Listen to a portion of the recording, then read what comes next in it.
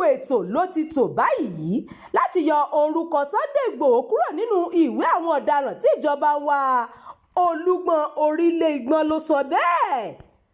Olúgbọ́n ti orílẹ̀ Ìgbọ́n Ọba Francis Olúṣọlá Àlàó ti sọ pé gbogbo ètò ló ti tò báyìí láti yọ orúkọ ajìjàgbara fún ìdásílẹ̀ Yorùbá Nation Sunday Adéyẹmọ tí ọ̀pọ̀ mọ̀ sí Sunday Ìgbòho kúrò nínú ìwé àwọn ọ̀daràn tí ìjọba ń wá. Kábíyèsí Olúgbọ́n fìdí ọ̀rọ̀ yìí múlẹ̀ lásìkò tó ń bá àwọn akọ̀ròyìn sọ̀rọ̀ lọ́jọ́ Ajé ọjọ́ 26 oṣù kínní ọdún yìí.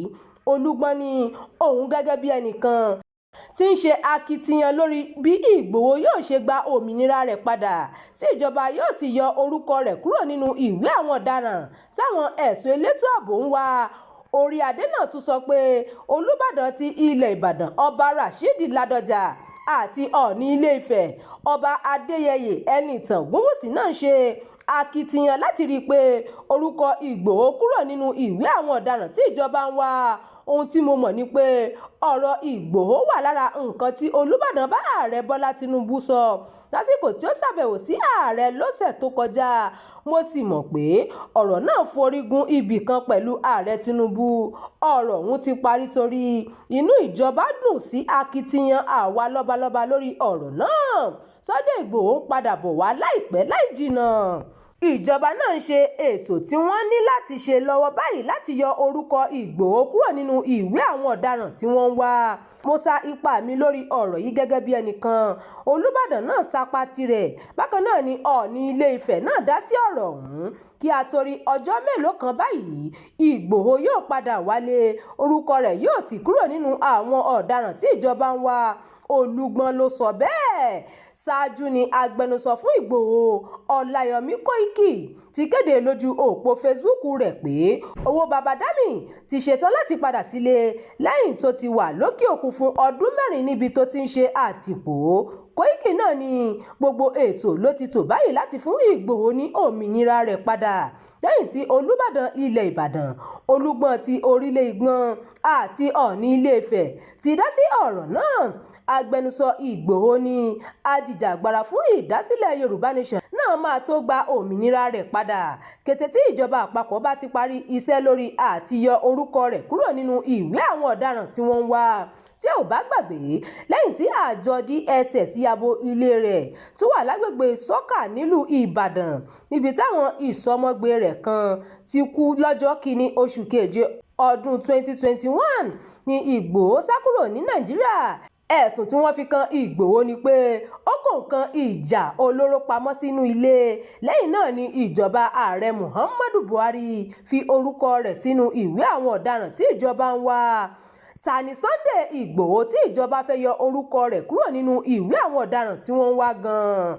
Sunday Adéyẹmọ tí ọ̀pọ̀ mọ̀ sí Sunday Ìgbòho. Sunday Adéyẹmọ tí ọ̀pọ̀ mọ̀ sí Sunday Ìgbòho jẹ́ gbajúmọ̀ ajàfẹ́tọ̀ọ́ ẹni tó ń pè fún ìdásílẹ̀ Yorùbá Nation. Lásìkò tó bẹ̀rẹ̀ ìpè fún ìdádúró ilẹ̀ Yorùbá ní òru mọ́jú ọjọ́ kìíní oṣù keje ọdún 2021 ni àwọn òṣìṣẹ́ iléeṣẹ́ ọ̀tẹlẹ̀múyẹ́ DSS kọlu ilé Sunday Ìgbòho. Wọ́n pa àwọn èèyàn 2 tí wọ́n sì kó àwọn 13 lọ sí ìlú Àbújá, àmọ́ orí kó Ìgbòho yọ tó sì sá lọ sí orílẹ̀-èdè Benin. Ẹ̀sùn tí DSS fi kan Ìgbòho ni pé òun kó ìbọn àti àwọn ohun ìjà olóró pamọ́ láti dá ogun sílẹ̀ láàrin ìlú tí wọ́n sì gbẹ́sẹ̀ lé àwọn àpò àsùnwọ̀n owó rẹ̀ tó wà ní Nàìjíríà.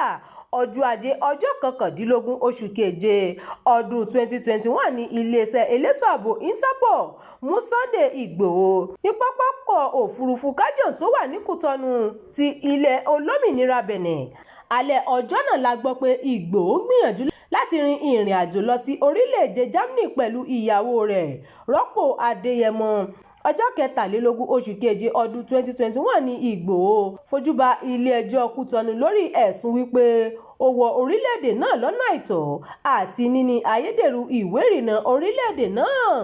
Oṣù mẹ́sàn-án gbáko ni Ìgbòho lò ní àhámọ́ nínú ilẹ̀ olómìnira Bẹ̀nẹ̀ kó tó di pé ó gba òmìnira. Kété sì ló mórí lé ilẹ̀ Germany níbi tó ń gbé, àmọ́ láìpẹ́ yìí ló padà wá sílé tó sì ń béèrè fún òmìnira pípé àti ìdápadà àpò àsùnwọ̀n owó rẹ̀ tí ìjọba gbẹ́sẹ̀ lé. Ẹ ṣeun tẹ́ ń tẹ̀lé ìkànnì yìí, ẹ máa bá wa pín ká kí ẹ sì fi èròǹgbà yín sí abala àríwísí. Ẹ ṣeun tẹ́ ń darapọ̀ mọ́ wa.